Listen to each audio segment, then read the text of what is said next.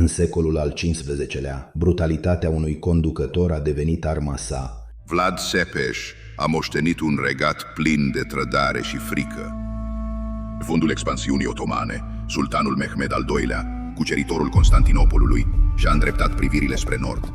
Granițele Valahiei au devenit ultima barieră între Imperiul Otoman și inima Europei. În fața acestei amenințări uriașe, un voievod cu o voință de fier a ieșit la lumină: Vlad Țepeș. Nobilii trădători, obișnuiți să schimbe stăpânii ca pe mănuși, au subestimat noul voievod. În fața trădării, Vlad Țepeș a răspuns cu cea mai severă pedeapsă. Sunteți cu toții niște trădători și o să vă trag pe toți în țeapă.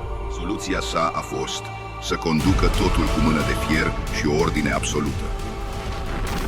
Când sultanul Mohamed al II-lea a invadat țara românească, Vlad a dus un război al terorii.